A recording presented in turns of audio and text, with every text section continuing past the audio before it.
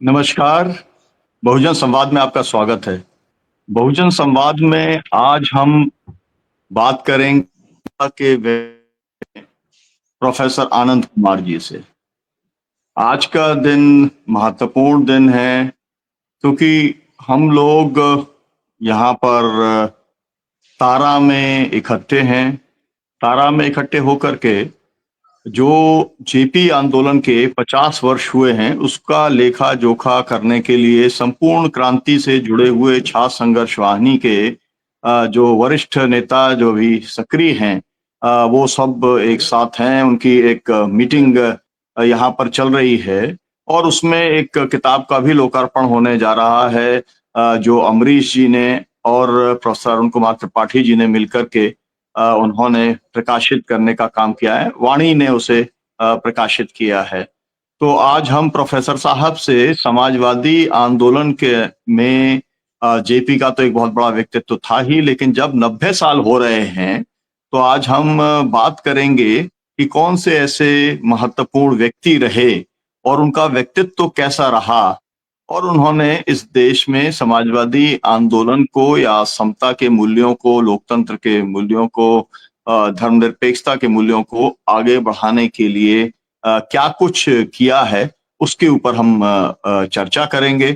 आमतौर पर जो चर्चा होती है प्रोफेसर साहब वो गांधी, लोहिया, जयप्रकाश, फिर आगे आ जाते हैं कमला देवी चट्टोपाध्याय जी, यूसुफ मेहर अली आ जाते हैं और ज्यादा होगा तो अच्युत पटवर्धन जी आ जाएंगे, एस.एम. जोशी आ जाएंगे, साने गुरु जी आ जाएंगे। लेकिन ये सूची बहुत लंबी है। 90 साल के अंदर समाजवादियों का, जिन समाजवादियों ने समाज और देश के राष्ट्र निर्माण में योगदान किया, उनकी सूची बहुत लंबी है। तो मैं ये चाहूंगा कि जब समाजवादी आंदोलन के 90 वर्ष पूरे हो रहे हैं तो आप किन शख्सियत जो है उनको आप याद करना चाहेंगे और किस तरीके से आप याद करना चाहेंगे? हम चाहते हैं कि हमारे दर्शकों को उनके व्यक्तित्व से आप रूबरू कराएं। जी प्रोफेसर आनंद कुमार जी। डॉक्टर सुनीलन जी, डॉक्टर आनंद प्रकाश जी, आपने बहुत रोमांचक सवाल से बात शुरू की है। भारत में राष्ट्रीय आंदोलन का इतिहास जबरदस्त, साहसी, विद्वान, समर्पित और त्यागी लोगों का इतिहास रहा है। एक बड़ी लंबी श्रृंखला रही है, जिसमें से कि कुछ लोगों को हम इसलिए जानते हैं कि वो भारतीय राष्ट्रीय कांग्रेस के अध्यक्ष बने, कांग्रेस की वर्किंग कमेटी के सदस्य बने, लंबी लंबी उन्होंने जेलें काटी। इसी तरह से कांग्रेस सोशलिस्ट पार्टी के रूप में जो समाजवादी आंदोलन का प्रारंभ हुआ 1934 में, तो 1934 से 48 सुनीलन जी 14 साल के अवधि में एक ऐसी रोमांचित करने वाली कहानी बनी है वीरों की, महावीरों की, नेताओं की, नेत्रियों की। उनका एक सूचीबद्ध प्रयास, 55 लोग ऐसे थे जो कांग्रेस सोशलिस्ट पार्टी की राष्ट्रीय कार्यकारिणी के सदस्य थे या पदाधिकारी थे। उसमें सबसे बुजुर्ग आचार्य नरेंद्र देव थे, सबसे कम उम्र के श्री मधुलिमय थे। उसके बीच में ढेर सारे लोग थे जिनका अपना अपना शानदार इतिहास था। 1948 के बाद फिर 1948 से 1967 यानी राम मनोहर लोहिया की मृत्यु तक एक दूसरा काल आता है और फिर 1967 से 1979 यानी जयप्रकाश नारायण के नेतृत्व में एक ऐसी कहानी बनती है, इसको हम संपूर्ण क्रांति आंदोलन कहते हैं। अब इस बीच में कई पीढ़ियां आई और गईं। अगर आप वर्ग के हिसाब से देखें तो किसान नेताओं में जयप्रकाश नारायण, आचार्य नरेंद्र देव, राम मनोहर लोहिया की त्रिमूर्ति तो थी जिसने हिंद किसान पंचायत बनाने का काम किया। उसके बाद के बड़े किसान नेताओं में उत्तर प्रदेश, मध्य प्रदेश से लेकर कर्नाटक तक, उसमें गोपाल गौड़ा का नाम सबसे ऊपर चमकता है, जिनका भी शताब्दी वर्ष मनाया गया। इसके बाद प्रोफेसर उसी परंपरा में नंजू स्वामी आए। ये तो दक्षिण भारत की कहानी थी। उत्तर भारत में बिहार के किसान आंदोलन में बसावन सिंह, कर्पूरी ठाकुर, रामानंद तिवारी, कपिल देव सिंह, एक लंबी श्रृंखला थी। इससे उत्तर प्रदेश में रामसेवक यादव, प्रभु नारायण सिंह, राजनारायण, गेंदा सिंह, ऐसे कई नाम आए जिनका की उल्लेख करना जरूरी है। इसी तरह से फिर अगर आप किसानों से आगे बढ़े मजदूर आंदोलन में, तो मजदूर आंदोलन का तो हिंद मजदूर सभा की स्थापना जयप्रकाश नारायण के हाथों हुई। आज वो भारत की तीसरी सबसे बड़ी मजदूर इकाई है, जिसके 1 करोड़ के लगभग सदस्य हैं और हरभजन सिंह सिद्धू उसके महामंत्री हैं। इसके बीच में 2 धाराएं बनी, हिंद मजदूर सभा, हिंद मजदूर किसान पंचायत। और हिंद मजदूर सभा का नेतृत्व उस समय के बड़े नेता एस.एम. जोशी और एन.जी. गोरे ने किया, और उसके बाद के क्रम में मधु दंडवते, पीटर अल्वारेस जैसे नाम आए। इधर हिंद किसान पंचायत का, जो हिंद मजदूर किसान पंचायत का निर्माण जो लोहिया के अनुयायियों ने किया, उसमें जॉर्ज फर्नांडिस सबसे बड़ा नाम था, जिसने हिंदुस्तान के इतिहास की पहली और आखिरी लंबी रेल हड़ताल कराई थी। उसके अलावा ढेर सारे लोग, जिसमें यूसुफ बेग, विजय देवनारायण शाही और बाद की पीढ़ी में विजय नारायण वगैरह का नाम आता है।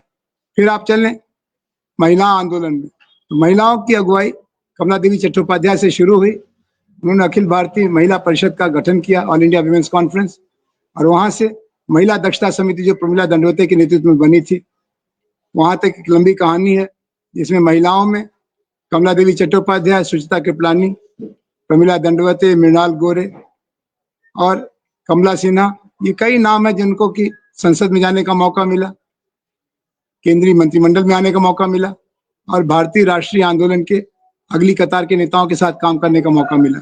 इसमें उषा मेहता, अरुणा असफ अली जैसे नाम को भी जोड़ना चाहिए। फिर आप छात्रों और युवाओं में देखें, ये सबसे आश्चर्यजनक पक्ष था। भारतीय समाजवादियों के अलावा विद्यार्थियों पर ज्यादा काम नहीं हुआ था, और उसमें से निकले हुए नेताओं में लोकसभा के अध्यक्ष रवि राय, राज्यसभा के उपाध्यक्ष गौड़े मुरारी, प्रसिद्ध समाजवादी लाडली मोहन निगम, जनेश्वर मिश्रा, और वहां से लेकर के आप सबकी पीढ़ी तक को कहानी आती है जो समाजवादी युवजन सभा, समाजवादी योग सभा से बनती है।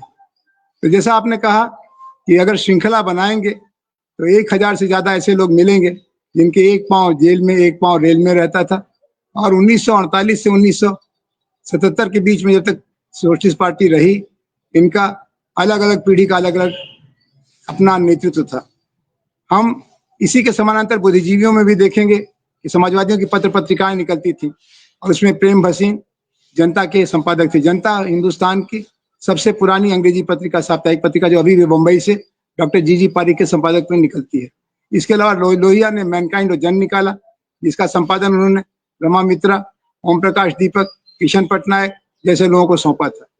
आदिवासियों में भी समाजवादियों का जबरदस्त काम था, जिसका नायक मामा बालेश्वर दयाल, जो थे तो सवर्ण परिवार के इटावा के, लेकिन उन्होंने बस्तर के आदिवासियों में ऐसा अपना व्यक्तित्व घुला मिला दिया कि आदिवासियों को वहां के लोग मामा कहते हैं। इनका नाम ही मामा बालेश्वर दयाल पड़ गया। तो मामा बालेश्वर दयाल और उसके साथ जो राष्ट्रीय आंदोलन में लंबी जेल काट कर निकले थे, काला पानी की सजा, दास गुप्ता जी, और इसके अलावा फिर उधर पूरनचंद शास्त्री, और अभी आदिवासियों में काम कर रहे लोगों की एक लंबी श्रृंखला है।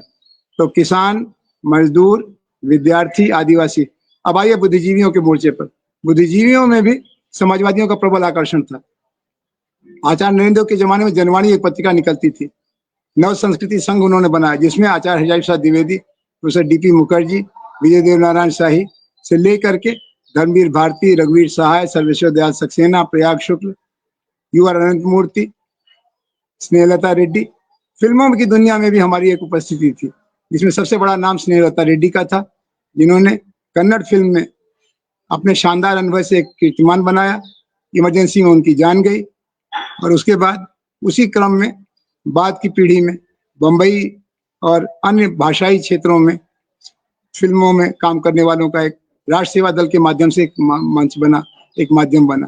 तो एक बहुआयामी आंदोलन था, जिसके 3 चरण थे, 1934 से 1948, फिर 1948 से 1967, और फिर 1967 से 1977। आज उसी परंपरा से जुड़े हुए लोग उसके टुकड़े टुकड़े के वारिस बन करके कई सूबों में महत्वपूर्ण भूमिका निभा रहे हैं, जिसमें कर्नाटक में श्री सिद्धारामैया, जो कांग्रेस की सरकार के मुख्यमंत्री हैं, बिहार के मुख्यमंत्री श्री नीतीश कुमार और उनके नेता प्रतिपक्ष के श्री लालू प्रसाद यादव, उत्तर प्रदेश में मुलायम सिंह यादव की समाजवादी पार्टी और उनके वारिस श्री अखिलेश यादव। इस तरह से एक सिलसिला रहा है, जिसका कि पूरा वर्णन करना एक छोटी वार्ता में संभव नहीं, लेकिन उसको जानना चाहिए, क्योंकि ये देश की मिट्टी के नमक थे। इन्होंने देश की राजनीति में तेवर पैदा किया, और इन्होंने किसान आंदोलन का एजेंडा बनाया, मजदूर आंदोलन का एजेंडा बनाया, और विद्यार्थी आंदोलन का एजेंडा बनाया। मैं प्रोफेसर साहब ये चाहूंगा कि आपने जिन नेताओं का जिक्र किया, समाजवादी आंदोलन के बारे में जब बात करते हैं तो एक तो भारत छोड़ो आंदोलन 1942 का, जिसका नारा यूसुफ मेहर अली ने दिया था, क्विट इंडिया के, या इसके पहले साइमन गो बैक का। तो एक 42 का मूवमेंट, फिर उसके बाद गोवा मुक्ति आंदोलन एक बड़े आंदोलन के तौर पे, और उसके बाद में जो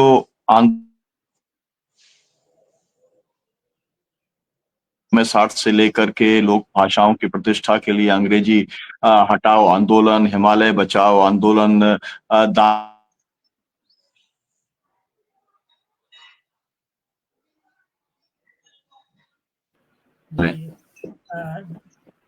आंदोलनों के ऊपर। जी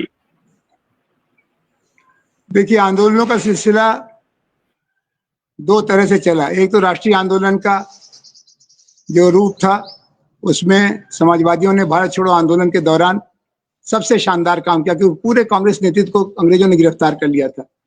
जो शून्य बना था उसको भरने का काम समाजवादियों ने किया, जिसके नायक जयप्रकाश नारायण, राम मनोहर लोहिया, अच्युत पटवर्धन, अरुणा असफ अली, उषा मेहता वगैरह थे। आजादी के बाद सुनीलम जी, एक तरह से विश्राम का मौका आ गया। ढेर सारे आंदोलनकारी जो सत्ता में आए वो थकान महसूस करने लगे, लेकिन समाजवादियों ने राष्ट्रीय आंदोलन की जो अधूरी धारा थी उसको आगे बढ़ाने का काम किया। इसमें सबसे पहले तो गोवा की आजादी की लड़ाई लड़े, और जिसमें पुर्तगाल का साम्राज्यवाद अस्वीकार किया। ब्रिटिश साम्राज्यवाद के बारे में तो पूरी दुनिया को मालूम था, लेकिन पुर्तगाल का साम्राज्यवाद तो उससे ही पुराना था, 550 साल पुराना था, और उसके खिलाफ लड़ने का काम समाजवादियों ने किया। पहले लोहिया ने किया, उसके बाद गोवा मुक्ति संग्राम समिति बना करके उसमें सभी दलों के लोग थे, लेकिन समाजवादियों का अगली कतार का भूमिका का काम था। उसके बाद आप जाने कि देशी रजवाड़ों को भारत में मिलाने का आंदोलन भी चला, जिसमें कांग्रेस ने योगदान नहीं किया। कांग्रेस ने जानबूझ के उससे अपने को अलग रखा कि कितने मोर्चे पर हम लड़ेंगे, पहले अंग्रेजों से लड़ लें, फिर राज्य रजवाड़ों को संभाल लेंगे। लेकिन समाजवादियों का एक हिस्सा देशी रियासतों में भी काम करता रहा, जिसमें राजस्थान में, कर्नाटक में, मध्य प्रदेश में उनकी उल्लेखनीय भूमिका थी। जब आज़ादी आ गई तो किसानों के सवाल को लेकर के, जमींदारी एबॉलिशन को लेकर के, जमींदारी उन्मूलन को लेकर के समाजवादियों ने मुद्दे को उठाया, और मशहूर भूख मार्च हुआ, किसान मार्च हुआ। उत्तर प्रदेश, बिहार, मध्य प्रदेश जैसे राज्यों में किसानों की रैलियां की गई। इन रैलियों की अगुवाई समाजवादी नायकों में से नरेंद्र देव, जयप्रकाश नारायण, लोहिया, राजनारायण आदि करते रहे, और इसका वैचारिक पक्ष भी संभाला गया। इस विचार निर्माण में उस समय के नेताओं में सुरेंद्र मोहन, प्रेम भसीन, ओम प्रकाश दीपक, किशन पटनायक आदि की भूमिका थी। जो भाषा का सवाल था वो भी उलझा रह गया। अंग्रेजों के जाने के बावजूद अंग्रेजी नहीं गई, और अंग्रेजी के बजाय हिंदी और तमिल में झगड़ा शुरू करा दिया गया। तो इसको लेकर के भारतीय समाजवादियों ने देशी भाषा लाओ, अंग्रेजी हटाओ का आंदोलन चलाया। इसमें कुछ लोगों ने, खासतौर पर आरएसएस के लोगों ने हिंदी आंदोलन कहा, लेकिन वो असल में अंग्रेजी हटाओ आंदोलन था। और उस आंदोलन ने नई पीढ़ी को आकर्षित किया। 1967 से 70 के बीच में लगभग सभी प्रमुख नगरों में, विश्वविद्यालयों में इस आंदोलन की गूंज सुनाई पड़ी, और उससे एक नई पीढ़ी समाजवाद की तरफ आकर्षित हुई। इसके बाद महिला आंदोलन चला। महिलाओं के साथ अन्याय को लेकर के नर नारी समता पहले से समाजवादियों का मुद्दा था, लेकिन आंदोलन नहीं था। तो महिला दक्षता समिति के रूप में एक मंच बना, जिसमें प्रमिला दंडवते, मृणाल गोरे, मंजू मोहन, रंजना आदि ने बड़ा बुनियादी काम किया। मैंने मजदूरों का पहले ही जिक्र कर दिया था। मजदूरों के बीच में आजादी के बाद एक शिथिलता आ गई। एक हिस्सा तो वामपंथियों के नेतृत्व में हथियारी क्रांति की बात करता था, दूसरा हिस्सा इंटक के नेतृत्व में सरकार से समझौते की बात करता था।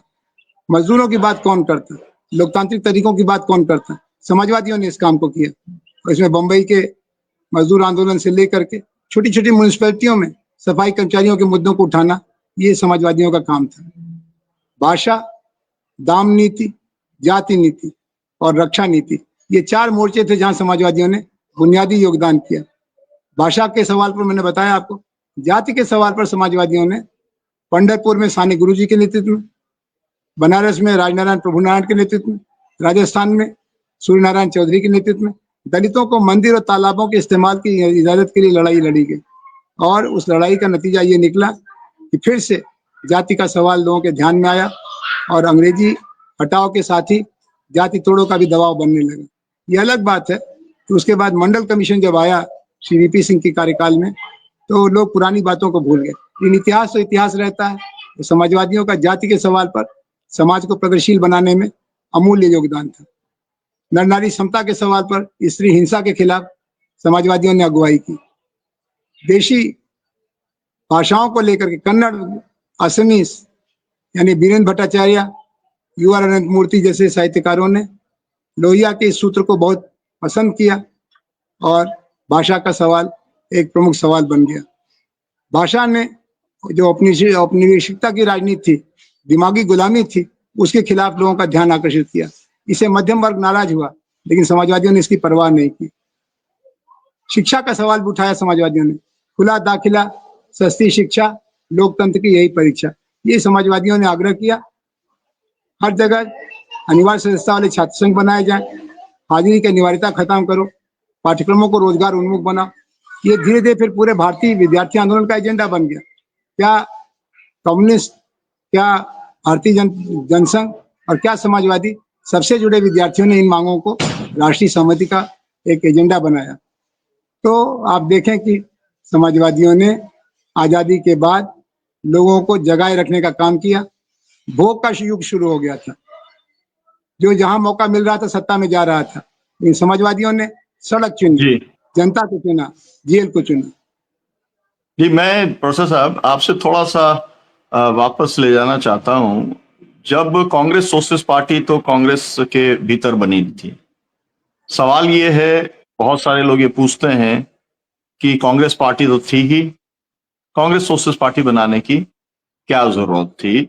उस समय कांग्रेस सोशलिस्ट पार्टी का उद्देश्य आजादी के साथ में और क्या क्या था, और उसका कांग्रेस की पॉलिसी के ऊपर क्या असर पड़ा?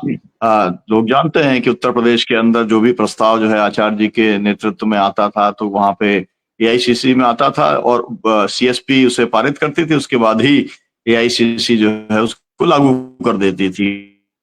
तो डायरेक्शन देने में, मतलब डायरेक्शन देने का मतलब ये कि दिशा जो है क्या रहे कांग्रेस की, इसके अंदर सीएसपी की एक जो भूमिका रही, तो मतलब लोगों का पूछना ये रहता है कि भाई जरूरत क्या थी आपको? कांग्रेस में थे तो कांग्रेस में रहते, सीएसपी बनाने की क्या जरूरत है?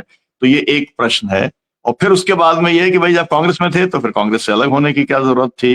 तो उसका जो एक पृष्ठभूमि है, जो सब लोग जानते हैं कि दक्षिणपंथी कांग्रेस के अंदर हावी हो गए थे।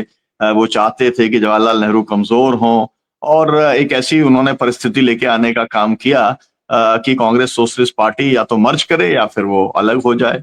फिर ये भी सवाल एक था कि अपोजिशन की जो स्पेस है, या तो वो एक्सट्रीम लेफ्ट के पास जाती या एक्सट्रीम राइट के पास जाती। समाजवादियों ने सोचा कि अपोजिशन की स्पेस जो है एक डेमोक्रेटिक फोर्सेस के पास रहनी चाहिए। तो मैं दोनों चीजों का जवाब मैं चाहूंगा कि जो है आप जरूर दें कि सीएसपी क्यों बनाई कांग्रेस ने, कांग्रेस के भीतर समाजवादियों ने, और फिर अलग क्यों हुआ?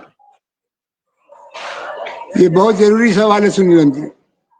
देखिए, कांग्रेस पार्टी एक मंच थी राष्ट्रीय आंदोलन के लिए, राष्ट्रीय स्वाधीनता के लिए, लेकिन उसमें शुरू से, यानी गांधी जी के पहले से, दिशा को लेकर के एक संवाद हुआ करता था, विवाद हुआ करता था, जिसके कारण 1907 के सूरत की कांग्रेस में नरम दल और गरम दल करके दो टुकड़े हो गए थे, और अगले 9 बरस तक ये एक साथ मिले नहीं। लखनऊ में 1916 में जब कांग्रेस हुई तो इनमें आपस में समझौता हुआ।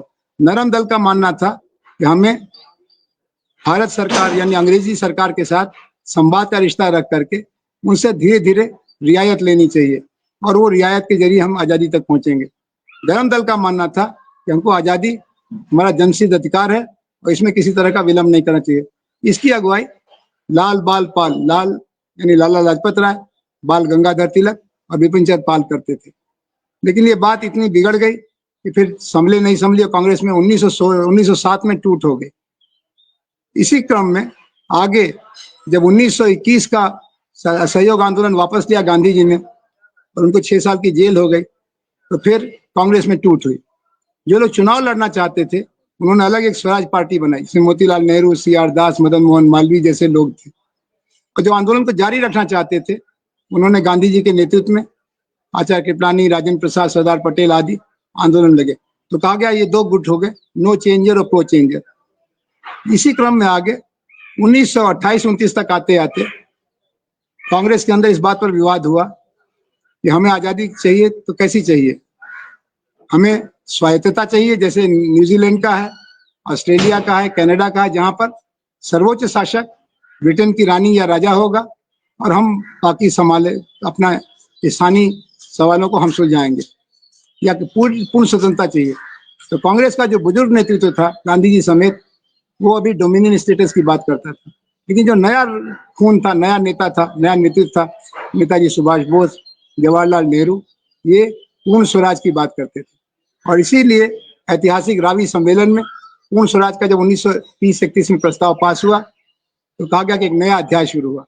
उसी क्रम में 1934 में कांग्रेस सोशलिस्ट पार्टी का निर्माण हुआ।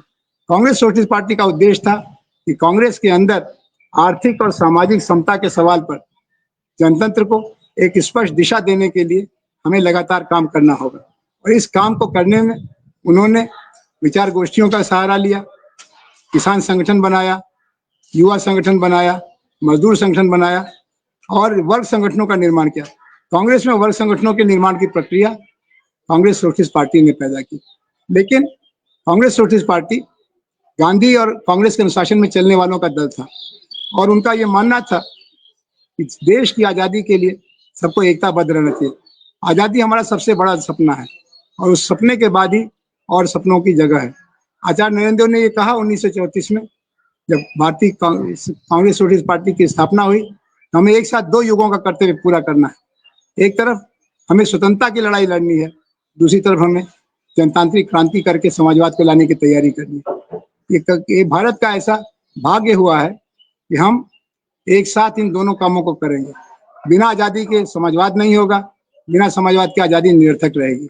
ये बात बाद में डॉक्टर अम्बेडकर ने 1949 में स्वीकारी और कहा कि भारतीय समाज में एक नया अंतर्विरोध पैदा हो गया। आपने राजनीतिक समानता तो पैदा कर ली, वन मैन वन वोट, एक व्यक्ति एक वोट, लेकिन आर्थिक और सामाजिक गैर बराबरी चल रही है। आर्थिक और सामाजिक गैर बराबरी के चलते लोकतंत्र का जो राजनीतिक समता का पौधा है वो ज्यादा दिन तक जिंदा नहीं रहेगा। ये जो कांग्रेस समाजवादियों का काम था, इसमें वो अपने सवाल प्रस्तावों को उठाते थे, उन प्रस्तावों पर कांग्रेस की वर्किंग कमेटी में पेश करते थे, वहाँ चर्चा होती थी और बहुमत और अल्पमत के आधार पर आगे की दिशा तय होती थी। जैसा आपने ठीक कहा कि कांग्रेस सोशलिस्ट पार्टी ने भारतीय राष्ट्रीय कांग्रेस को किसान कार्यक्रम दिया। फैजपुर में जो अधिवेशन हुआ, उसके पहले उत्तर प्रदेश कांग्रेस कमेटी का अधिवेशन हुआ, जिसकी अध्यक्षता आचार्य नरेंद्र कर रहे थे। वहाँ जो प्रस्ताव पास हुआ जमींदारी के खिलाफ, मजदूरी के लिए, दामों के लिए, वही प्रस्ताव भारतीय राष्ट्रीय कांग्रेस का प्रस्ताव बना। तो भारतीय राष्ट्रीय कांग्रेस के अंतर्गत कांग्रेस सोशलिस्ट पार्टी की स्थापना का आधार ये था, इसमें वैचारिक स्पष्टता वाले लोगों का एक मोर्चा बनेगा और ये मोर्चा कुछ निश्चित भविष्य की कल्पना के आधार पर चलेगा। गांधी जी का बराबर ये कहना था कि हमारे लिए एक समय में एक कदम काफी है। समाजवादियों का कहना था ये रणनीति तो ठीक है, one step is enough for me, लेकिन आगे के स्टेप को बताए बिना आप एक कदम जब पूरा हो जाएगा तो फिर मति भ्रम का शिकार होंगे। हमें भारत का भविष्य कैसा होगा इसकी भी कल्पना करनी चाहिए, इस पर चर्चा करनी चाहिए। उन्होंने भारत के भविष्य को लोकतंत्र और समाजवाद के संगम से जोड़ा और इसीलिए कांग्रेस सोशलिस्ट पार्टी कांग्रेस के अनुशासन में रहते हुए एक वैचारिक स्पष्टता का योगदान करती रही। और इसके लिए उन्होंने वर्ग संगठनों का निर्माण किया, खुद आंदोलनों की अगुवाई की। जब जब कांग्रेस में अनुशासनहीनता या अराजकता या संगठन के टूटने की नौबत आई, कांग्रेस सोशलिस्ट पार्टी के लोगों ने हमेशा कांग्रेस के अनुशासन और संगठन को माना। इसका एक उदाहरण नेताजी सुभाष का विवाद था। जब नेताजी सुभाष दोबारा चुने गए त्रिपुरी कांग्रेस में और उनका सहयोग नहीं किया ढेर सारे नेताओं ने, तो उन्होंने इस्तीफा दिया और फॉरवर्ड ब्लॉक बनाया, जिसमें स्वामी सदानंद वगैरह तो उनके साथ गए, लेकिन कांग्रेस सोशलिस्ट पार्टी के लोग नेताजी के प्रति हमदर्दी रखते हुए भी कांग्रेस से बाहर नहीं गए। कांग्रेस को टूटने के काम से उन्होंने अपने को अलग रखा। हाँ, भारत के विभाजन को लेकर के जरूर भारत के समाजवादियों का कांग्रेस के स्थापित नेतृत्व के साथ गहरा मतभेद था। इसमें खान अब्दुल गफ्फार खान और महात्मा गांधी, ये दो तो एक राय के थे, लेकिन बाकी नेता बंटवारे के जरिए सत्ता मिलती है तो ले लो, ऐसा दृष्टिकोण रखते थे। समाजवादियों का इससे घोर असहमति थी, मतभेद था। फिर 1948 में जो आपने कहा कि छोड़ा क्यों, तो 1948 में गांधी जी की हत्या के बाद कांग्रेस की वर्किंग कमेटी ने प्रस्ताव पास किया कि अभी तक ये आंदोलन था, अभी एक पार्टी है, एक पार्टी के अंदर एक ही पार्टी रहेगी, कोई और संगठन अगर होगा तो उसको या तो अपना विसर्जन करना पड़ेगा या पार्टी छोड़नी पड़ेगी। कांग्रेस सोशलिस्ट पार्टी का नियम था कि कांग्रेस पार्टी के सदस्य ही कांग्रेस सोशलिस्ट पार्टी के सदस्य हो सकते हैं, और आज़ादी की लड़ाई के बाद अब समाजवाद के लिए लड़ने की और जरूरत है। क्योंकि कांग्रेस अब दूसरे किसी संगठन को इजाजत नहीं दे रही है, तो हमको अपने को अलग बनाने की मजबूरी आ गई है। आचार्य नरेंद्र, डॉक्टर लोहिया इसके पक्ष में नहीं थे, लेकिन कांग्रेस सोशलिस्ट पार्टी का जब सम्मेलन हुआ, अधिकांश प्रतिनिधियों की राय थी कि कांग्रेस का नेतृत्व बहुत ज्यादा व्यवस्थावादी हो गया है, यथास्थितिवादी हो गया है, इसके साथ मिलकर काम करना मुश्किल होगा, हमें बाहर निकलना ही चाहिए। तो बहुमत की राय का सम्मान करते हुए एक सार्थक लोकतांत्रिक विपक्ष की भूमिका निभाने के लिए कांग्रेस सोशलिस्ट पार्टी के लोग बाहर निकले। 1948 में कानपुर में सम्मेलन करके उन्होंने सोशलिस्ट पार्टी बनाने का निर्णय किया। और उसके बाद की कहानी सबको मालूम है कि 1952 का जब चुनाव हुआ तो उसमें ज्यादा वोट, और कांग्रेस को 40% वोट मिला, समाजवादियों को 10% वोट मिला। तो फिर उन्होंने एक दूसरी पार्टी जो राष्ट्रीय आंदोलन के नेताओं की पार्टी थी, प्रजा परिषद, उसके साथ अपना सहयोग किया और प्रजा सोशलिस्ट पार्टी का गठन किया गया, जिसके अध्यक्ष आचार्य कृपलानी बनाए गए, जो गांधी जी के साथ 1917 से चंपारण से लगातार उनके सहयोगी थे, और उसके महामंत्री डॉक्टर लोहिया बनाए गए। और फिर उसके बाद की कहानी आगे कही जाएगी। जी जी। मैं प्रोफेसर साहब, आजादी के आंदोलन के बाद चुनाव हुए, 10% वोट तो आज भी अगर देखा जाए देश के अंदर, तो भाजपा को आज मिल रहा है 30-40% वोट, लेकिन इसके अलावा कांग्रेस को मिलता है। कोई भी तीसरी पार्टी ऐसी नहीं है जिसको 10% से ऊपर वोट मिलता हो। 10% वोट बहुत था, मतलब सीटें 12 थी, कम थी, लेकिन वोट तो बहुत था। अब जो आगे बढ़े गए और जो कुछ भी हुआ, उसमें मुख्य बात आती है पट्टम थानुपल्ली की, केरल की सरकार जो है उसके द्वारा एक गोली चालन होता है, 2 उसके अंदर आंदोलनकारी शहीद होते हैं और डॉक्टर राम मनोहर लोहिया जो है वो इस्तीफा मांग लेते हैं। तो मुझे ऐसा लगता है, क्योंकि मैं एक तरीके से गोलीकांड का सफर व्यक्ति हूं, तो मुझको ऐसा लगता है कि उस समय सोशलिस्ट पार्टी ने अगर डॉक्टर राम मनोहर लोहिया की इस बात को स्वीकार कर लिया होता कि निहत्थे लोगों के ऊपर सरकार गोली नहीं चला सकती, और अगर चलाती है तो नैतिक जिम्मेदारी ले, वो इस्तीफा दे, अगर ऐसा हो गया होता तो इस समय आज तक, आजादी के बाद से आज तक 76 वर्षों में 1.5 लाख से ज्यादा लोगों की, निर्दोष लोगों की पुलिस गोली चालनों में, अलग अलग आंदोलनों में, अलग अलग एनकाउंटर्स के अंदर जो आज भी चल रहे हैं, आप देख रहे हैं कि पिछले 1 महीने के अंदर 115 लोग तथाकथित माओवादी होने के नाते मारे गए, जिसमें बड़ी संख्या में महिलाएं भी हैं। तो ये सब शायद नहीं हो सकता था अगर उस समय पार्टी ने डॉक्टर लोहिया के साथ खड़े होने का मन बनाया होता, लेकिन पार्टी ने तो उसे अनुशासन का सवाल बनाया, और वो ठीक भी था कि आप पार्टी के, आप एक महामंत्री होकर के, तो पार्टी अपने अंदर तय करेगी कि क्या लाइन लेनी है। आपने बाहर स्टेटमेंट दे दिया और आपने अपने मुख्यमंत्री से इस्तीफा मांग लिया।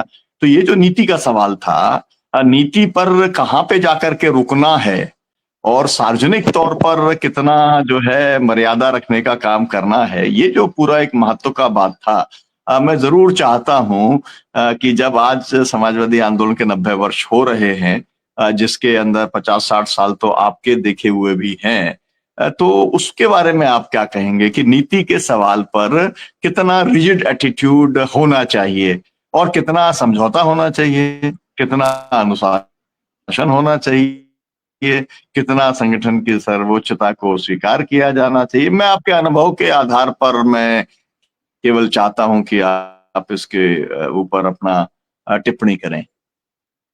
देखिए सुनीलन जी, भारतीय समाजवादी आंदोलन के सामने इस बात की बड़ी चुनौती थी कि वो आजादी को एक सार्थक प्रयोग बनाने का काम करे। इसलिए उन्होंने जब केरल में सरकार ने गोली चलाई तो कहा ये तो अंग्रेजी राज का ही रूप हो रहा है, ये तो पुलिस राज है, जनता राज है ही नहीं। अगर निहत्थी भीड़ है और उसकी तरफ से जान का खतरा नहीं है तो ये जालियांवाला बाग करने की क्या जरूरत है? जालियांवाला बाग फिर बुरा क्या था? तो 1919 से जो एक राष्ट्रीय संकल्प बना था उसे विचलन होते देख करके कांग्रेस सोशलिस्ट पार्टी की परंपरा का ध्यान रखते हुए राम मनोहर लोहिया जी ने ये मांग की। हाँ, ये बात अलग है कि इस बात को इतना बिगड़ने दिया गया कि फिर अनुशासन का सवाल बन गया और राम मनोहर लोहिया को पार्टी से निष्कासित किया गया। लेकिन पट्टम थारू पिल्ले जी ने क्या किया? पट्टम थारू पिल्ले जी बाद में कांग्रेस में चले गए, वो कांग्रेस की सरकार के गवर्नर बन गए। और बाकी जो लोग थे उनका नाम लेने की जरूरत नहीं, सब बड़े यशस्वी लोग थे, बड़े महान लोग थे, क्रांतिकारी थे।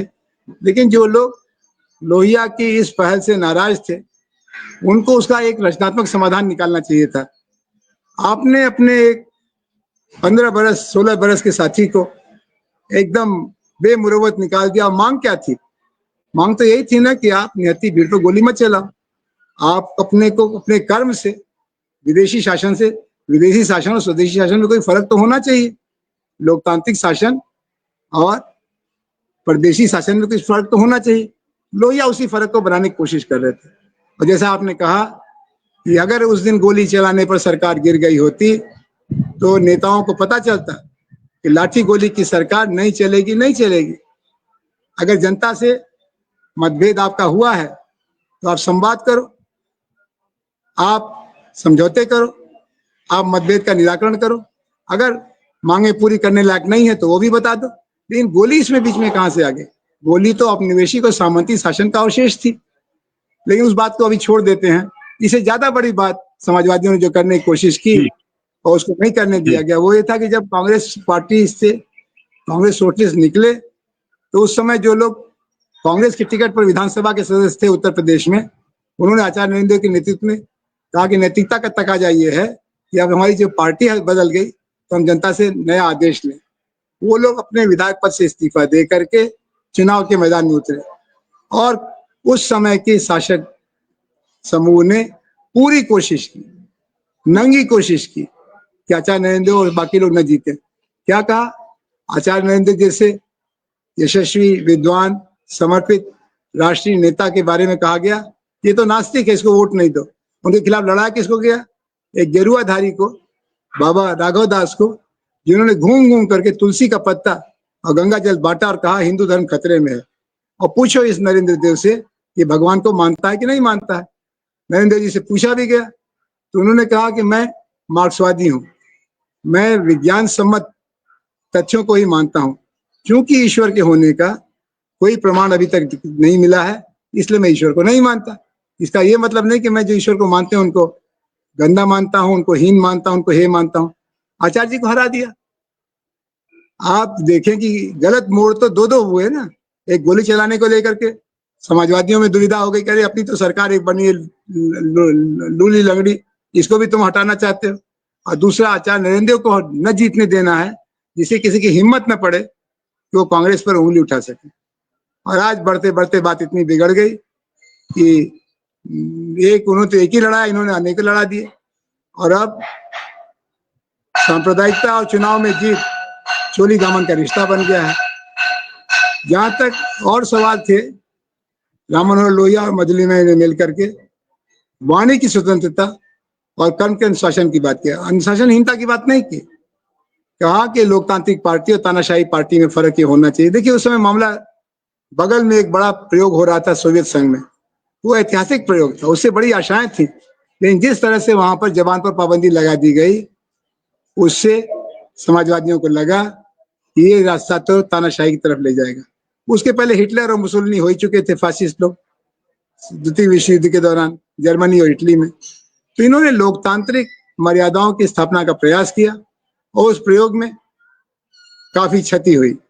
खाली पार्टियों की क्षति नहीं, नेताओं की क्षति हुई। राम मनोहर लोहिया की छवि एक झगड़ालू कट्टरपंथी पार्टी तोड़क की बना दी गई, जबकि राम मनोहर लोहिया बड़े उदार हृदय के, बड़े नरम दिल के, बड़े गहरे मित्रता निभाने वाले व्यक्ति का नाम था। लेकिन अब उसी अपमान को लेकर के वो जीते रहे और उसी बदनामी को लेकर वो चले गए। जी। मैं थोड़ा सा आगे, मतलब आगे नहीं, मैं पीछे लौटना चाह रहा हूँ। पीछे ये कि जो सवाल एक होता है, वो सवाल ये होता है कि गांधी जी ये चाहते थे कि समाजवादी संगठन के अंदर कुछ जिम्मेदारी संभालें। डॉक्यूमेंट ये बताते हैं, डॉक्टर राम मनोहर लोहिया से जब ये बात कही गई तो डॉक्टर लोहिया ने 3 शर्तें लगाई। उन्होंने कहा, नंबर 1 ये कि कांग्रेस का प्रेसिडेंट प्रधानमंत्री नहीं होगा। नंबर 2, जो कांग्रेस कार्य समिति में लोग रहेंगे वो कैबिनेट मिनिस्टर्स नहीं रहेंगे, या वो लोग मिनिस्टर हैं तो वो समिति में नहीं रहेंगे। और तीसरा ये कि पार्टी को अगर कोई सरकार ऐसा काम करती है जो जन विरोधी लगता है, उसका विरोध करने का अधिकार होगा। ये 3 बातें उन्होंने कही और उस प्रस्ताव का स्वीकार कर दिया गया, तो वो पूरी बात वहां पे खत्म हो गई। दूसरी बार जब ये प्रयोग हुआ, जेपी के साथ हुआ, और जेपी ने तब 14 सूत्रीय एक प्रोग्राम दिया, जिसको हमने अपनी किताब जो है उसके अंदर छापा भी है, समाजवादी आंदोलन के दस्तावेज के अंदर, और उसको भी कांग्रेस ने स्वीकार नहीं किया। तो ये जो एक कांग्रेस के लोग तमाम सारे आरोप लगाते हैं कि भाई हम तो चाह रहे थे कि आप लोग रहें, मतलब 18 जो है 48 में तो विदाई हो गई थी, लेकिन इसके बावजूद भी हम तो चाहते थे कि आप रहें और संगठन में आपको जगह देना चाहते थे, आपने नहीं ली। वो लोग शर्तों की बात नहीं करते हैं। तो मैं मतलब उसके ऊपर आपकी टिप्पणी मैं चाहता हूं, क्योंकि दर्शकों को स्पष्टता रहनी चाहिए। हम लोग 90 साल का एक किस्म का ब्रीफ दे रहे हैं, तो मालूम हो तो अच्छा है। जी। नहीं, आपने बहुत महत्वपूर्ण प्रश्न उठाया है।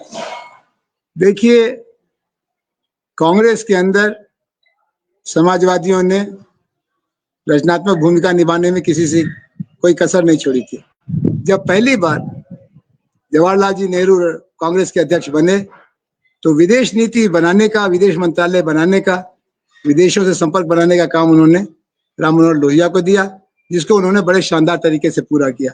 एक उस समय पुस्तिका भी छापी गई जो अभी उसका एक गवाह है। राम मनोहर लोहिया के अलावा जयप्रकाश नारायण को उन्होंने श्रम विभाग के संगठन का काम दिया, उसको जयप्रकाश नारायण ने निभाया।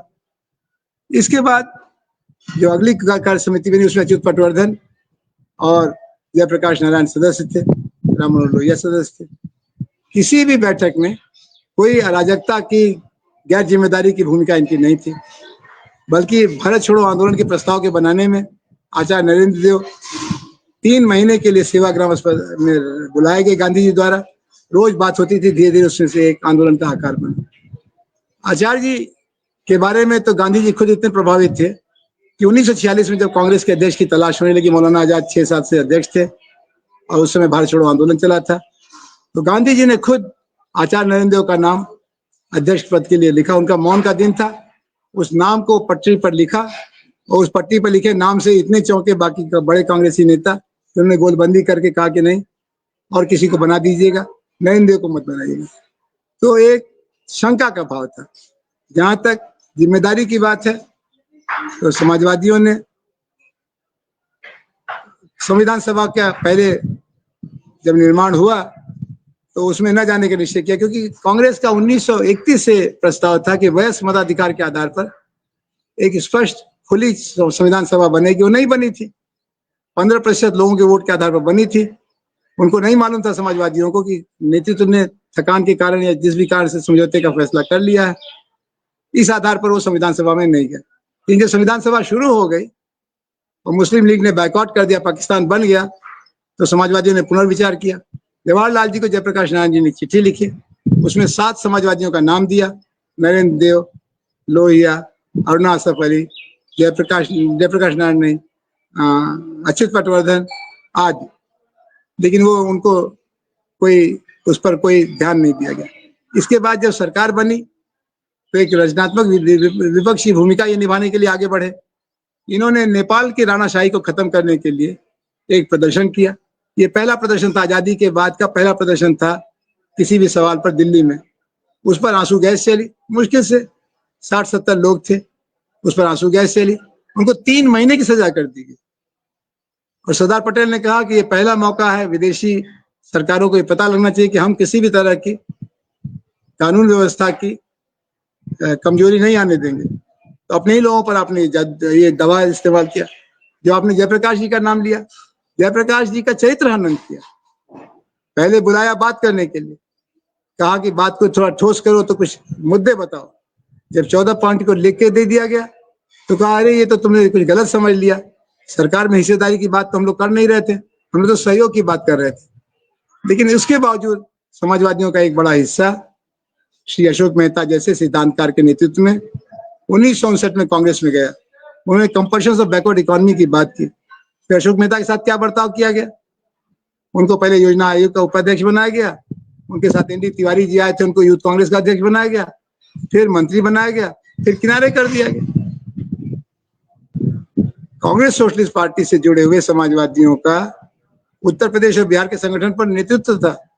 आचार्य नरेंद्र कांग्रेस के प्रेसिडेंट थे, लेकिन उन्होंने जानबूझ करके संगठन पर पूरा वर्चस्व होने के बावजूद एक ऐसे भरी थाली को अलग कर दिया कि हमें विपक्ष का निर्माण करना। क्योंकि विपक्ष उस समय क्या था सुनील जी, एक तरफ सांप्रदायिक विपक्ष था, यानी हिंदू महासभा जो हर गली और हर गांव में हिंदू मुसलमान को झगड़ा कराने में लगी हुई थी।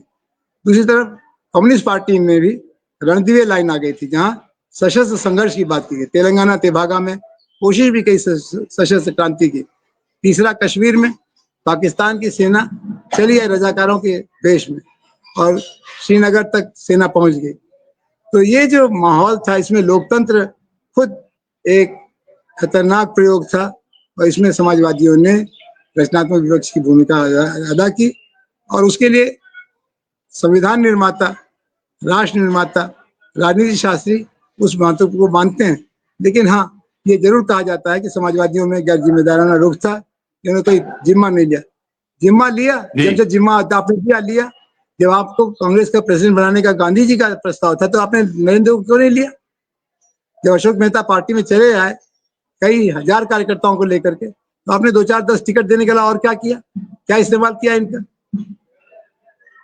जी, आगे बढ़ते हैं हम प्रोफेसर साहब, आगे बढ़ते हैं। जो है डॉक्टर लोहिया का पचमढ़ी का भाषण एक तरीके का नया एक वैचारिक धरातल उन्होंने सोशलिस्ट पार्टी को दिया। समाजवादी विचार को एक नई ऊंचाइयां उन्होंने प्रदान करने का काम किया।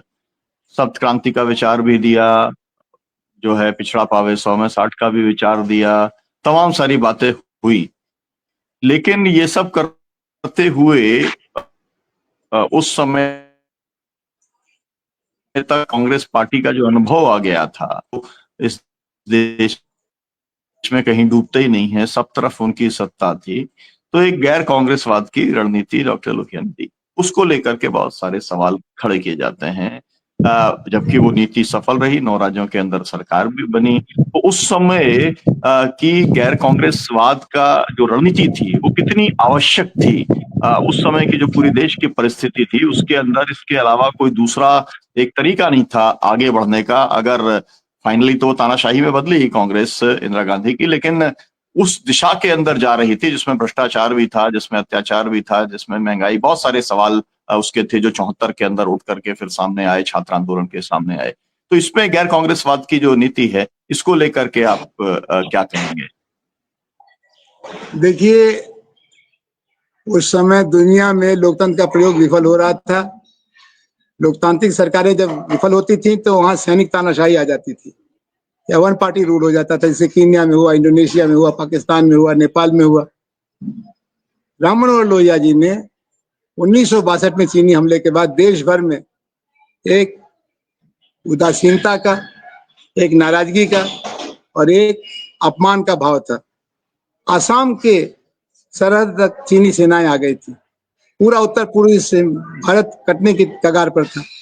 खुद प्रधानमंत्री ने अलविदा का भाषण दे दिया था। ऐसे माहौल में राममनोहर लोहिया ने और देश ने यह भी देखा कि कांग्रेस को लगातार 1952 से 1962 के बीच में वोट उनका घटा है, लेकिन आधे से ज्यादा वोट कांग्रेस के खिलाफ पड़ने के बावजूद सरकारें नहीं बदलती थी और बिना सरकारों के बदले नीतियां नहीं बदलती और गरीबी का सवाल बढ़ रहा था, बेरोजगारी का सवाल बढ़ रहा था। तो राममनोहर लोहिया ने एक वामपंथी राष्ट्रीय मोर्चा बनाने का प्रयास किया। एक नियम नीति आधारित कार्यक्रम आधारित एक मोर्चा बनाने का प्रस्ताव उस समय की सभी गैर कांग्रेसी पार्टियों को रखा। उसमें कम्युनिस्ट पार्टी थी, कम्युनिस्ट पार्टी मार्क्सवादी थी, जनसंघ था, स्वतंत्र पार्टी थी और क्षेत्रीय पार्टियां थी। इसमें से नीति कार्यक्रम आधारित एकता के लिए खाली कम्युनिस्ट पार्टियां तैयार हुई। सीपीआई, सीपीएम और संसोपा का एक मोर्चा बना। उस मोर्चे ने 1965 और 66 में कई जनहित के सवाल उठाए, इसमें महंगाई का सवाल, बेरोजगारी का सवाल। एक विद्यार्थी मार्च भी आयोजित किया 1966 में। जनसंघ इसमें कहीं नहीं थी। जनसंघ जब चुनाव हो गया तब उसके बाद कई राज्यों में, 9 राज्यों का आपने जिक्र किया, कांग्रेस में अंदरूनी फूट हुई। कांग्रेस के असंतुष्ट नेता बाहर निकले। उत्तर प्रदेश में चौधरी चरण सिंह, बिहार में महामाया प्रसाद सिंह। कई जगह क्षेत्रीय पार्टियों को बहुमत मिला, ज्यादा सीट मिली, जैसे तमिलनाडु में डीएमके, पंजाब में अकाली दल। तो इन लोगों का एक मोर्चा बना जिसने 2 साल शासन किया। 1969 तक आते आते ये मोर्चा अंतर्विरोध ग्रस्त हो गया। राम मनोहर लोहिया 1967 में ही अक्टूबर में गुजर गए। अपने मरने के पहले राम मनोहर लोहिया ने नीतिगत प्रगति के लिए दबाव बनाया। किसानों बिना मुनाफा खेती बाड़ी उस पर लगे न माल गुजारी। ये समाजवादियों का 1934 से नारा था। उन्होंने कहा अब तो इसको माफ करो। लेकिन उत्तर प्रदेश में चौधरी चरण सिंह जी, बिहार में महामाया प्रसाद सिंह जी और जनसंघ आदि ने भूमि सुधार और लगान माफी के सवाल पर पैर पीछे खींचा। भाषा के सवाल पर अंग्रेजी का अनिवार्यता। अंग्रेजी में जो लड़का फेल हो रहा है, बाकी सब विषयों में पास होता है, उसको पास घोषित करो। खाली बिहार में कर्पूरी ठाकुर ने साहस दिखाया, बाकी जगह ये बात नहीं मानी गई।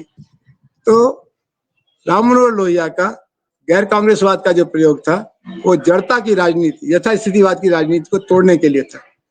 और जो जमीन पर सच था वो यही था कि गरीबी और भ्रष्टाचार में लड़ाई हो रही थी। भ्रष्टाचार का संरक्षण उस समय की सरकारें कर रही थी और गरीब बगावत की मुद्रा में था।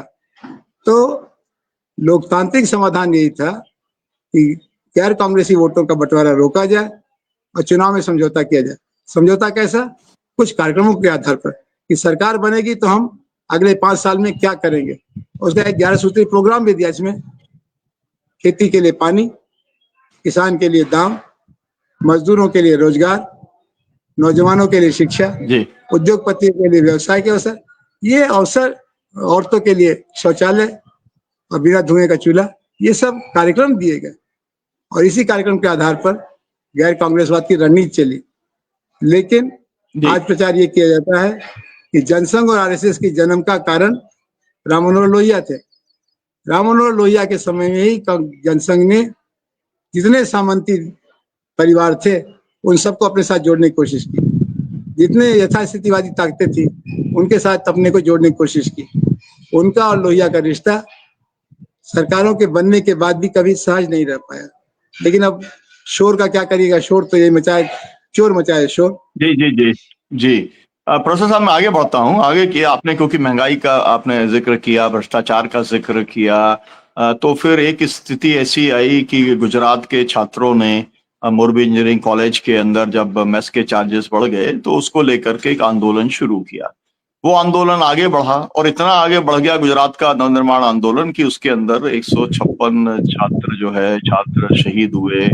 वो आंदोलन बिहार में पहुंचा। बिहार के छात्रों ने जो है आंदोलन के नेतृत्व की जिम्मेदारी जेपी को संभालने के लिए कहा। आज हम जब ये चर्चा कर रहे हैं तब 50 साल हो गए हैं उस आंदोलन के। 18 मार्च को जो शुरू हुआ था जो है 74 में, वो उस आंदोलन को 50 वर्ष हो रहे हैं। तो मैं ये जानना चाहूंगा कि उसके बाद में दो कांग्रेस की दोनों सरकारें चली गई, तो ये जो पूरा आंदोलन था यह तो स्वतः स्फूर्त छात्रों का आंदोलन था। जेपी ने तो इसको एक नेतृत्व देने का काम किया। उसके बाद में रेलवे की हड़ताल भी हुई, उसके बाद में जो है आपका इनका चुनाव भी रद्द हुआ और उसके बाद में इंदिरा गांधी ने इमरजेंसी लगाने का काम किया। तो क्या ऐसा आपको ये लगता है कि जो भी कुछ हो रहा था ये कुछ प्रायोजित था या उस समय की परिस्थिति का परिणाम था? और अगर इमरजेंसी के बारे में कहा जा रहा है कि अगर इमरजेंसी नहीं लगाई जाती तो ये देश टूट जाता, क्योंकि जेपी ने तो कहा था कि भाई जो है सेना और पुलिस उसका पालन ना करे, जबकि उन्होंने स्पष्ट कहा था कि असंवैधानिक निर्देशों का पालन ना करे। तो ये दोनों मुद्दों के ऊपर आपको क्या कहना है? नहीं, ये बहुत जबरदस्त तूफानी दौर था। इसमें हमको 4-5 घटनाओं को और जोड़ना पड़ेगा, बिहार आंदोलन और गुजरात आंदोलन के अलावा। 1969 में बंगाल में, जहां गैर कांग्रेसी सरकार थी जिसमें कम्युनिस्ट पार्टियों की हिस्सेदारी थी, नक्सलवाड़ी आंदोलन हुआ। नक्सलवाड़ी के समर्थकों का यह मानना था कि भारतीय कम्युनिस्ट आंदोलन संसद द्वार की दलदल में फंस गया है, गरीबों से दूर हो गया है, सत्ता का जन्म बंदूक की गली से होता है, बंदूक की नली से होता है, बैलेट बॉक्स से नहीं होगा। ये एक अंतर विरोध था जो वर्ग संघर्ष और चुनाव के बीच में था। इसी तरह से 1971 में तेलंगाना में क्षेत्रीय विषमता को लेकर के तेलंगाना नवनिर्माण आंदोलन चला और तेलंगाना राज्य आंदोलन ने पूरे आंध्र को ठप कर दिया था। इंदिरा गांधी ने समझौता किया और उनके सदस्यों को, नेताओं को अपने कैबिनेट में लिया। 1973-74 में उस समय उत्तर प्रदेश में पीएसी का विद्रोह हुआ। खुद सरकार की एक शाखा यानी प्रोविंशियल आर्म कांस्टेबलरी ने यूनिवर्सिटी में आग लगा दी। सरकार का हुक्म मानने से विद्रोह हो गया। दिल्ली में भी पुलिस का विद्रोह हुआ था। इसके साथ ही 1974 में जब गुजरात में एक नई सरकार चुनी गई जो पूंजीपतियों के चंदे की मदद से चुनाव में उतरी थी, उन्होंने मूंगफली के तेल का दाम बढ़ाया, मेस का बिल बढ़ा, घरेलू गृहिणियों का बजट गड़बड़ हुआ, तो घर की महिलाओं से लेकर के कॉलेज के विद्यार्थियों तक ने आंदोलन किया। जयप्रकाश नारायण उस समय जो परिस्थितियां थी उनको देखते हुए उन्होंने नक्सलवादी आंदोलन का उत्तर बिहार में फैलाव हो रहा था। मुजफ्फरपुर में मुसहरी में 1.5 बरस नक्सलवादियों की चुनौती का समाधान खोजने की कोशिश की और उसका एक विकल्प निकाला जो नक्सलवादियों को अपराधी मानने से इनकार करता था। इसी के साथ साथ जो पूरी अर्थव्यवस्था थी वो डामाडोल हो चुकी थी। बांग्लादेश के युद्ध के कारण भारत पर बड़ा आर्थिक बोझ आया था। पाकिस्तान बगल में टूट चुका था। ये सारी घटनाओं को जब आप जोड़ें तब 1974 का संदर्भ स्पष्ट होता है। और 1974 में देश में जो स्थिति थी उसमें सरकार तो मजबूत थी वोट की दृष्टि से, लेकिन जमीन पर उसकी पकड़ घट रही थी। इंदिरा गांधी खुद गरीबी हटाओ से मुंह मोड़ चुकी थी, कांग्रेस में टूट हो चुकी थी और एक तरह से देश में एक अराजकता की स्थिति थी। जयप्रकाश नारायण ने उसी समय आह्वान किया अप्रैल 1974 में सिटीजन्स फॉर डेमोक्रेसी बनाने का, यूथ फॉर डेमोक्रेसी बनाने का, और आह्वान किया नागरिकों का कि देश के हालात बहुत खराब हैं, चिंताजनक परिस्थितियां हैं, आप उदासीनता न रखें, आप देश में रुचि लें, देश के सरोकारों से जुड़ें। गुजरात में जो आंदोलन हुआ उसमें विद्यार्थियों की अगुवाई में तो आंदोलन हुआ, लेकिन उसके पीछे मोरारजी देसाई, जनसंघ, समाजवादी पार्टी का भी सहयोग था। इस आंदोलन में जयप्रकाश की एक अपील के अलावा कोई जयप्रकाश जी का योगदान नहीं था। लेकिन जब बिहार में आंदोलन हुआ तो शुरू में तो विद्यार्थियों ने अपने तरीके से आंदोलन किया। जयप्रकाश जी जाते थे विश्वविद्यालयों में ये यूथ फॉर डेमोक्रेसी की बात करने, तरुण शांति सेना की बात करने, मुसहरी का अनुभव बताने के लिए, लेकिन उनकी बातों में कोई बहुत रुचि नौजवानों की नहीं थी।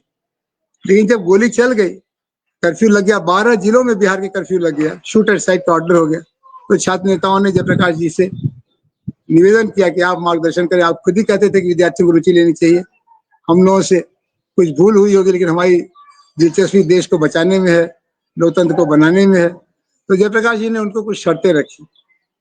एक शर्त तो ये रखी कि आप पूरी तरह से अहिंसक रहेंगे, विद्यार्थी आंदोलन में तोड़फोड़ नहीं चलेगी। दूसरी शर्त क्या रखी कि आप 1 साल का समय देंगे। विद्यार्थियों के फुटकरिया आंदोलन से समाज नहीं आश्वस्त होता, समाज नहीं बदलता। एक तीसरी बात भी उन्होंने कही नियम के तौर पर कि आप विभिन्न दलों धाराओं से जुड़े जरूर हैं, लेकिन आंदोलन में आप आंदोलन के सिपाही रहेंगे, अपने संगठन के कार्यकर्ता नहीं रहेंगे। छात्र नेताओं ने उनकी बात को माना। उसके बाद 8 अप्रैल को यानी 18 मार्च और 8 अप्रैल 20 दिन का फासला रखा। जयप्रकाश जी जब पहला प्रदर्शन करने निकले उसमें खाली सर्वोदय के लोगों को रखा, किसी और को इजाजत नहीं थी। लेकिन सारा पटना राहत की सांस लेने लगा। और उसके बाद फिर बात आगे बढ़ी। जयप्रकाश जी लगातार मार्गदर्शन करते रहे, जिले जिले में घूमने लगे और छात्र संघर्ष समिति ने भी अपना एजेंडा बेहतर किया। उसमें पहले आर्थिक सवालों पर कोई दिलचस्पी नहीं रखी गई थी, लेकिन जब जयप्रकाश जी ने इस त्रुटि को देखा तो उनको सुझाव दिया कि आप भूमि सुधार की बात करो, आप भूमिहीन मजदूरों की मजदूरी की बात करो, आप रोजगार की बात करो, और उन्होंने उसको जोड़ा। लेकिन इंदिरा गांधी की पकड़ फिसल रही थी।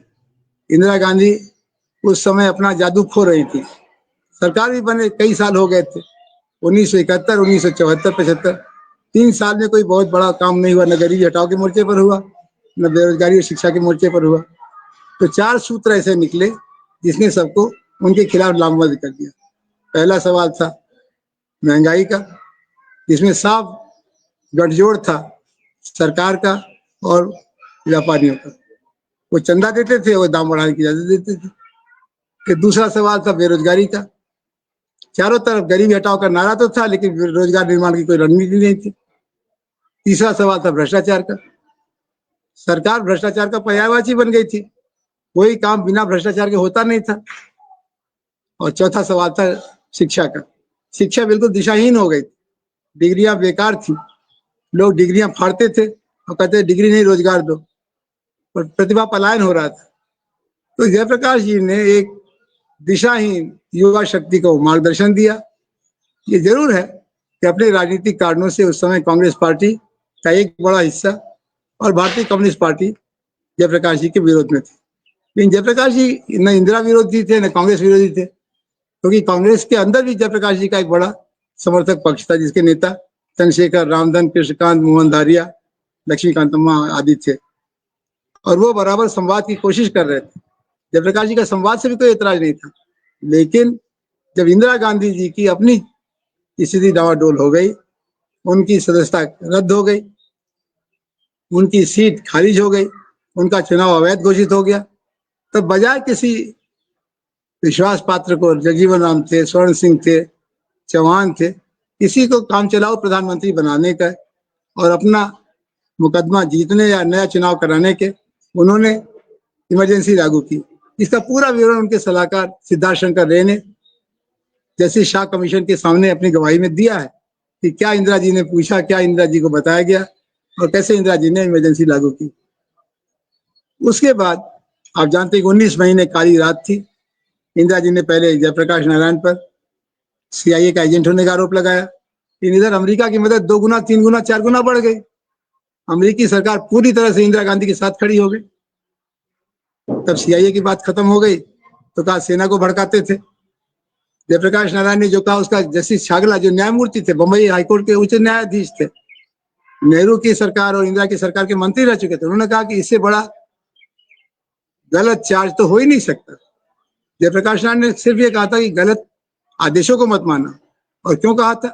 क्योंकि उस समय कई राज्यों में, खासतौर पर बंगाल में सिद्धार्थ शंकर रे ने और हरियाणा में बंसीलाल ने संविधान की धज्जियां उड़ा दी थी, तानाशाही का एक नया रूप बना दिया था। और खुद इंदिरा गांधी ने नागरवाला केस में फोन पर 64 लाख रुपया किसी अपने एक कार्यकर्ता को दिलवाने का काम किया था। तो परिस्थितियां चिंताजनक थी, लेकिन जी प्रोफेसर ऐसा साहब, नहीं था कि इंदिरा गांधी अभी के पास समाधान था। इंदिरा गांधी के पास समाधान नहीं था, समाधान जयप्रकाश के पास था। जी ऐसे में प्रोफेसर साहब समय पूरा हुआ है। हम इससे आगे आपसे बातचीत हम लोग करेंगे कि जो है कैसे आगे जो पूरा आंदोलन चला और जो जेपी ने जो जनता पार्टी का गठन किया, इसको हम लोग लेकर के अगले चरण में आपसे पूरी बातचीत करेंगे, क्योंकि 90 साल को केवल पूरा करना मुश्किल होगा। तो अभी हमने एक तरीके से 1934 से लेकर के 1977 तक हम पहुंचे हैं, सरकार अभी बनी नहीं है। अगली चरण के अंदर जब आपसे बातचीत करेंगे तो जनता पार्टी के गठन से लेके और फिर आज तक के ऊपर हम लोग चर्चा करेंगे, पूरे 90 साल का लेखा जोखा और आगे कैसे हम क्या कर सकते हैं, समाजवादी उनके लिए क्या मार्गदर्शन